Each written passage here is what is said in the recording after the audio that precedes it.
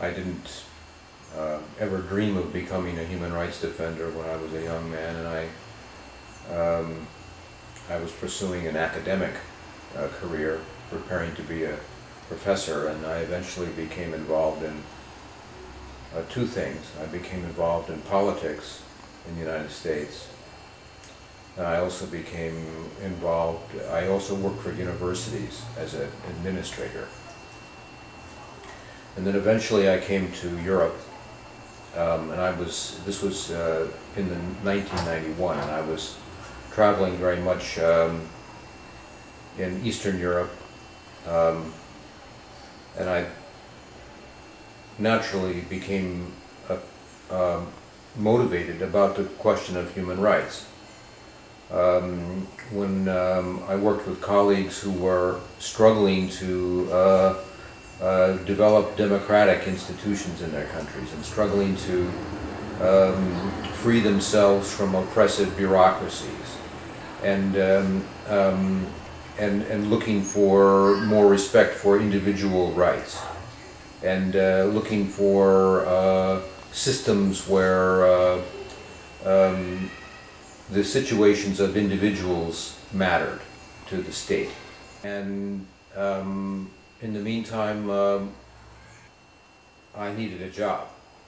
This is also, to be truthful, I found my position in the International Hellsinki Federation because I was looking for a job. And the job attracted me as an opportunity to serve in this field of human rights, which I found very compelling.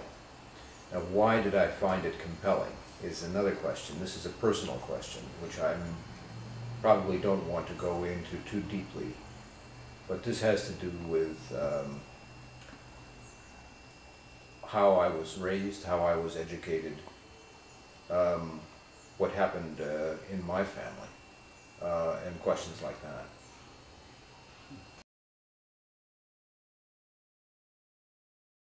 My view on that is that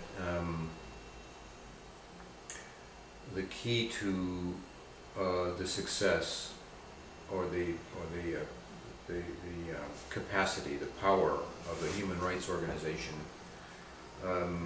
is it independent or not? So human rights, the role of a independent civil society human rights organization is to monitor government behavior, to monitor government compliance with human rights standards, either national or international standards. And the role of such organizations is to document in a objective, nonpartisan, and scientific way what actually happens, and without any political or partisan motives, without tilting the information one way or the other in order to protect the state, in order to damage the state, in order to gain influence or power for themselves.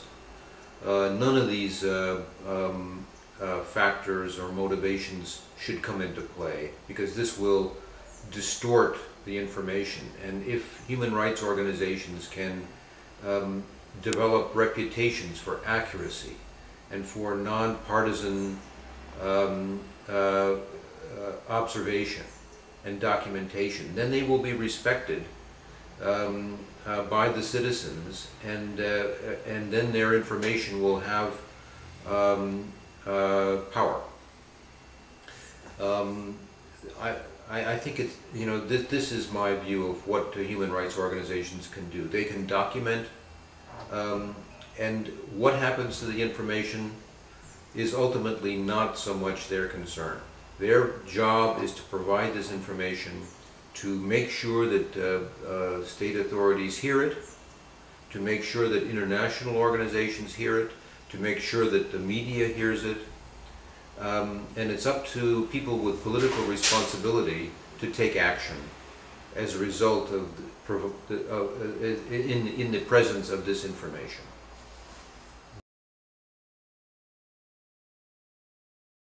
I think you have to ask, what is the international community? Because it's not really a community. that follows, that accepts the same principles and the same beliefs about political standards and moral standards. The international community, so-called, means all the members of the United Nations, and it's very diverse. And the members of the United Nations don't come together on common solutions to the question of serious violations of human rights. If they came together, of course they could force countries like Turkmenistan to change very easily. They could expel Turkmenistan from international organizations. They could stop trade with Turkmenistan, and they could apply other kinds of sanctions to Turkmenistan. They could refuse to buy Turkmen products. And very quickly, this would change the behavior of the state, you can be sure. But that's not going to happen. And maybe we should be happy, because if there was an international community with that kind of power, that power could also be abused. And you know, this presupposes that such judgments would be correct about their common assessment of individual states, and we should be glad that the international community doesn't have absolute power, but at the same time we should work towards an international community that does have more power, and that does, but that this power is constrained by their acceptance of common standards of democracy, of human rights, and we're a long way from that, I'm afraid. The fact is that members of the UN, we won't say the international community, because as I started, I think this is a misleading term. At this point, they want trade with Turkmenistan, first of all, and they don't want trouble with Turkmenistan. And those two factors are more powerful than their concern about human rights.